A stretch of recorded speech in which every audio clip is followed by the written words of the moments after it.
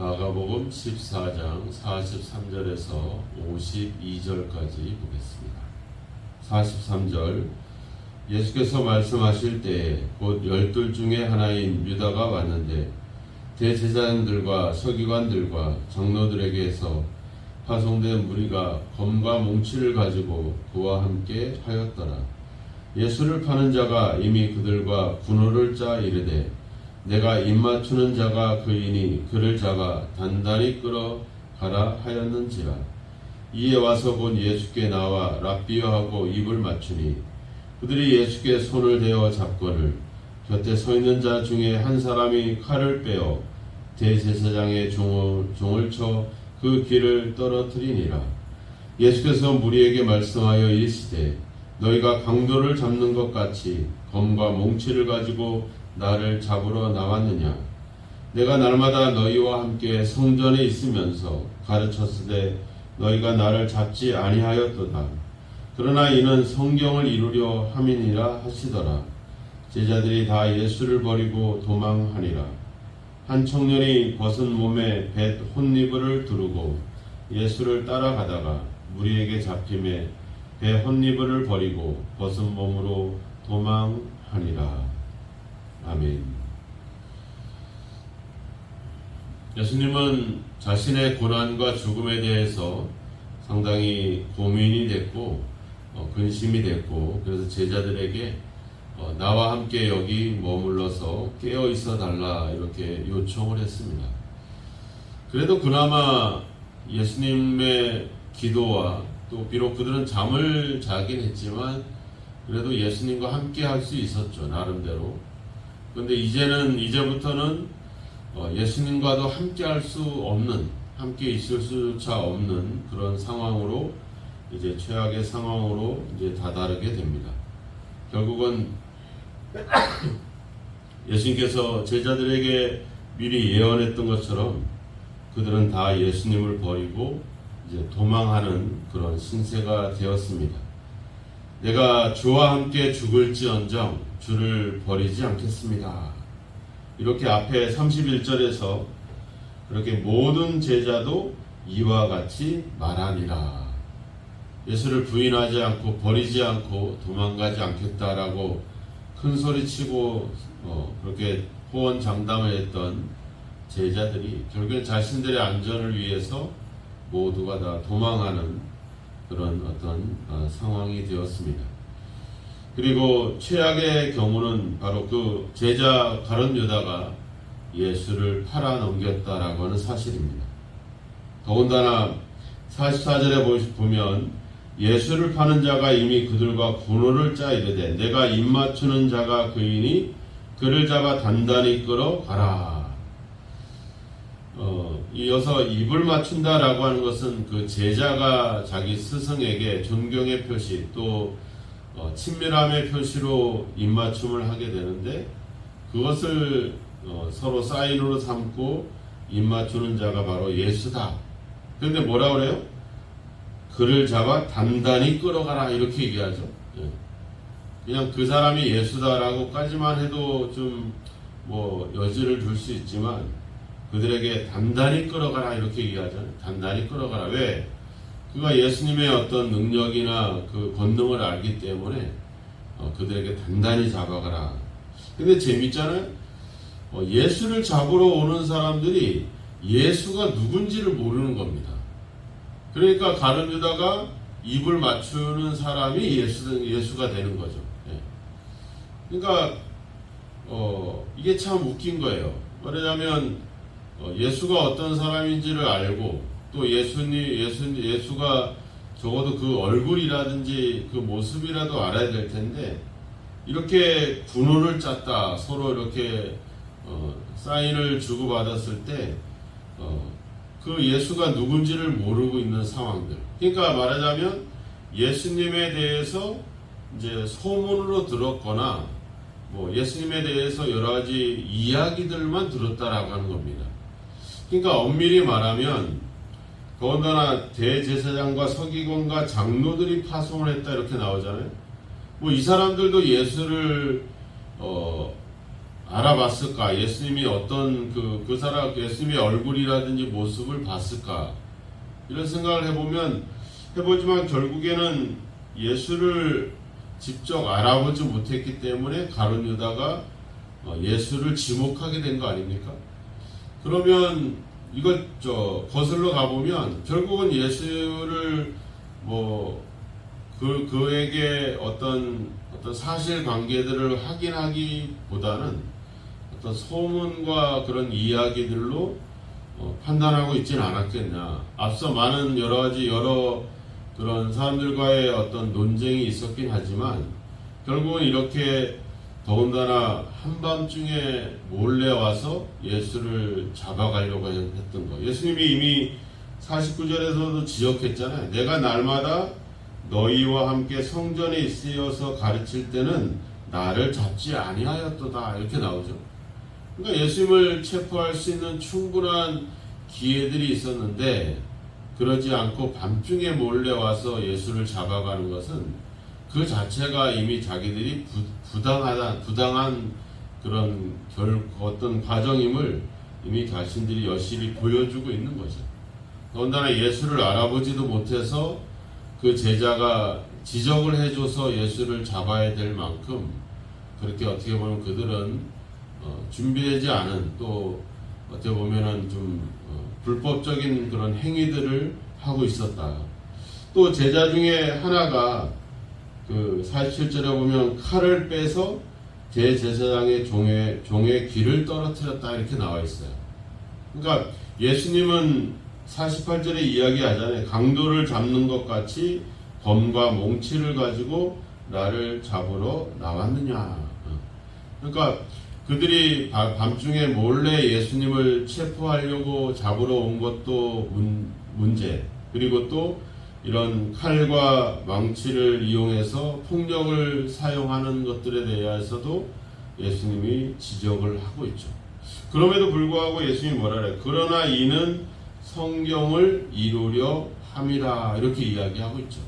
앞서 가룟 유다가 배신할 것에 대해서 예수님이 이미 예언을 했었잖아요. 17절부터 바로 시편 41편에 나와 있는 이제 그 친구가 가장 가까운 친구가 이제 발꿈치를 들 것이다 하는 그런 예언들. 또 제자들이 27절에 가보면 너희가 다 나를 버릴 것이다. 목자를 치리니 양들이 흩어질 것이다. 구약의 스가랴 13장의 말씀을 예언한 그런 모든 성경의 어떤 예언들이 그것을 하나님이 이루셨다. 그러니까 자기들은 예수를 죽이고 예수를 체포하려고 했지만 결국 그 모든 과정도 하나님께서 예수님이 가시는 길로 사용하고 있었다 이렇게 이야기를 하고 있습니다. 또 어떤 청년은 그 배 혼니부를 두르고 있다가 이제 벗은 몸으로 도망했다 이렇게 나와요. 이 배 혼니부이라고 하는 말은 상당히 고급진 그런 옷을 이야기하는 것인데 그러면 그 청년은 과연 누굴까? 여러 추측이 있어요. 성만찬을 했던 그 집의 주인의 아들이다. 아니면 사도행전에 보면 제자들이 모여서 기도했을 때 그 기도의 장소를 제공했던 사람이다. 왜냐하면 이제 고급진 옷을 입고 있었기 때문에. 근데 여러 가지 추측은 있지 누가 그 청년이 누구인지는 잘 모릅니다. 하지만 분명한 것은 예수님이 내가 예수님의 편이라고 이렇게 장담했던 사람들이 이제는 예수를 버리고 다 도망했고 예수님은 그들 모두에게 버림을 받았다라고 하는 사실입니다. 이것이 바로 이 성경을 이루려 함이다. 예수님이 누누이 예언을 했었잖아요. 내가 고난을 받고 죽임을 당할 것이다 라고 하는 그 예언들. 그 말씀이 결국은 이루어졌다라고 하는 것. 즉 예수님의 모든 사역과 그분의 고난과 죽음의 과정들이 다 성경을 이루기 위한, 즉 하나님의 뜻을 이루기 위한 그런 과정이었다라고 하는 사실들. 그러니까 이런 예수님의 고난조차도 하나님의 계획 속에 있다는 것. 그렇다고 하면 예수님뿐만 아니라 우리의 삶도 그렇잖아요. 우리가 좋은 일도 그렇지만 우리에게 시련과 고난 또한 하나님의 계획과 인도하심 속에 있다라는 사실을 우리가 안다면 우리가 뭐 굳이 그 일이 힘들고 어렵지만 그것 때문에 낙심할 이유는 없죠. 하나님이 나에게 이런 시련과 고난과 어떤 훈련의 기회들을 주셨다라고 하면 당연히 또 회복과 또 은혜와 또 사랑의 기회도 우리에게 주실 거라고 하는 그런 생각들을 갖는다면 우리가 어떤 상황이든지 간에 낙심할 이유는 없다라고 하는 겁니다. 오늘 가룟 유다가 예수님께 입맞춤으로 인해서 예수님이 누구인지를 지적을 해줬고 그래서 그 사람들은 예수를 체포할 수 있었습니다. 어제도 잠깐 이야기를 했지만 어떤 친절한 학자들은 예수님이 십자가를 지셔야만 됐기 때문에 이 가룟 유다가 억지로 배신을 했다 이런 식으로 해석을 하긴 하죠. 또 어떤 사람은 예수가 이제 권력을 잡고 세상을 개혁할 수 있었을 텐데 로마로부터 독립할 수 있었을 텐데 그렇지 않은 것에 대한 어떤 그 기대에 대한 실망감으로 예수를 부인했다, 예수를 팔아넘겼다, 뭐 이런 사람들도 있죠. 그렇지만 결국 성경의 기록을 보면 요한복음 12장에 가보면 그는 도둑이라 돈깨를 맞고 거기에 넣은 것을 훔쳐갔다 이렇게 나오죠. 그리고 그러니까 그 마리아가 향유옥합을 깨뜨렸을 때 300데나리온에 팔아서 가난한 사람들에게 나눠주면 좋았을 거다 이렇게 그 여인을 막 꾸짖고 야단을 쳤잖아요. 성경은 나오잖아요. 가난한 자를 생각함이 아니라 그는 도둑이다 이렇게 기록을 하죠. 또 마태복음 28장에 가보면 26장에 가보면 대제사장에게 예수를 팔아넘기면서 뭐라고 그래요? 나한테 얼마를 주겠느냐 이렇게 요청을 하죠. 그런 정황으로 봐서는 결국에는 돈에 대한 욕심과 탐욕으로 자기의 스승을 팔아넘기는 그런 과정. 뭐 여러 추측이 있겠지만 분명한 것은 그는 예수를 팔아넘겼고 그런 끔찍한 행동을 했고 그럼에도 불구하고 하나님께서는 그의 배신을 예수님이 가시는 그 과정에 그것을 사용하고 있다라고 하는 사실입니다. 그러니까 하나님의 뜻을 이루는 일에 가룟 유다라든지 또 이런 예수를 잡아가는 이런 사람들은 어떻게 보면 악역을 맡고 있는 것이죠. 근데 그 악역이라고 하는 것은 단순한 연기가 아니라 이제 그 행위에 대한 책임을 져야 되는 그런 어떤 모습이라고 할 것입니다. 근데 문제는 이들도 문제겠지만 결국 이 성경을 보는 우리의 문제겠죠. 우리도 제자들처럼 또 아니면 가룟 유다처럼 예수를 배반할 수도 있고 또 실제로 예수를 배반하기도 하잖아요. 우리가 뭐 단순히 가룟 유다처럼 예수를 팔아넘기는 것은 아닐지라도 우리가 결국 죄를 짓는다라고 하는 것은 결국 예수를 배신하는 것이죠. 우리가 교회를 다니고 믿음 생활을 하다가 믿음을 저버리는 것 또한 뭐 예수를 배신하는 것과 다를 바가 없을 것입니다. 근데 문제는 뭐예요? 하나님이 그런 과정들을 사용하시는 것처럼 결국은 우리가 그런 배신하고 예수를 버리고 도망가고 거기서 끝이 아니라고 하는 겁니다. 베드로도 예수를 버리고 도망가고 부인하고 저주했잖아요. 가룟 유다도 예수를 팔아 넘겼습니다. 하지만 뭐예요? 그럼에도 불구하고 심지어 내가 예수를 배신했던 것조차도 내가 용서받을 수 있다라고 하는 것을 베드로는 알았고 가룟 유다는 알지 못했다라고 하는 겁니다. 우리가 이런 로마서 8장 28절에 나오잖아요. 하나님을 사랑하는 자 곧 그 뜻대로 부르심을 입은 자들에게는 모든 것이 합력하여 선을 이룬다. 그러니까 어떻게 보면 우리의 우리가 하나님을 믿는 믿음의 일들 뿐만 아니라 우리가 때로는 하나님을 저버리는 행위들 또한 하나님의 그 인도하심과 계획 속에 있다라고 생각이 든다면 결국에는 내가 어떤 죄로 인해서 죄책감을 느끼거나 아니면 양심의 가책을 느끼면서 내가 이젠 내 이런 몹쓸 일과는 죽어야 되겠다라고 자기를 파멸에 이끌어가는 것이 아니라, 그럼에도 불구하고 우리에게는 예수 그리스도가 있다. 그럼에도 불구하고 예수 그리스도는 나의 죄를 용서하시고 나를 회복시켜 줄 것이다 라고 하는 그런 신뢰와 믿음을 갖는 것이 중요하죠. 당연히 우리가 죄를 지어서는 안 됩니다. 그렇지만 죄를 범하였다 할지라도 우리 자신을 파멸할 것이 아니라 우리에겐 예수 그리스도가 있다는 사실을 기억해야 되겠죠. 우리가 요한일서 2장에 가보면 나오잖아요. 거기도 가보면 이렇게 이야기하죠. 나의 자녀들아, 내가 이것을 너희에게 쓰면 너희로 죄를 범하지 않게 하려 함이다. 만일 누가 죄를 범하였어도 아버지 앞에서 우리에게 대언자가 있으니 곧 의로우신 예수 그리스도시라. 그는 우리 죄를 위한 화목제물이니 우리만 위할 뿐 아니요 온 세상의 죄를 위하심이다. 그러니까 우리를 성경은 이런 가룟유다나 제자들의 행위들은 우리에게 거울이 돼서 우리도 죄를 짓지 말고 예수를 배신하지 말아야 되겠다, 이런 어떤 가르침을 주지만, 혹시 죄를 범하였을지라도 낙심하거나 파멸하거나 절망하지 말고 뭐 하라는 거예요? 우리의 중보자 예수 그리스도가 있지 않느냐. 그분은 우리의 죄를 위해서 화목제물이 되어주지 않았느냐. 그 예수께 그래서 너희 죄를 자백하면 그는 미쁘시고 오로사 너희 죄를 사하시고 너희를 모든 불의에서 깨끗하게 하실 것이다. 우리에겐 예수가 있다라고 하는 겁니다. 예수님이 있기 때문에 비록 내가 실패하거나 범죄할지라도 우리는 주님께로 돌아가야 된다라고 하는 겁니다.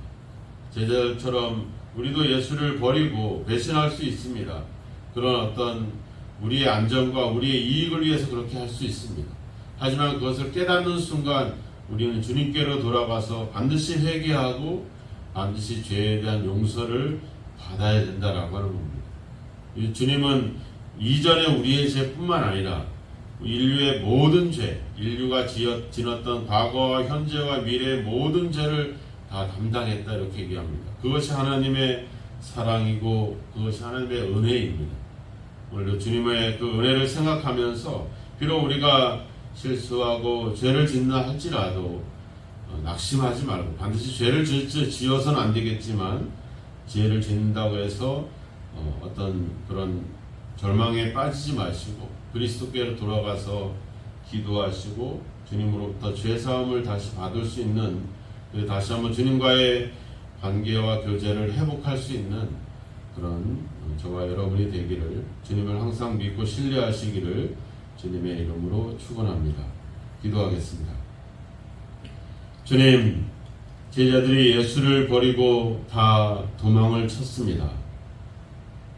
사랑하는 제자를 믿고 돈을 맡길 만큼 신뢰했던 제자가 돈 때문에 예수를 팔아넘기는 이 비참한 최악의 상황들을 우리가 보게 됩니다.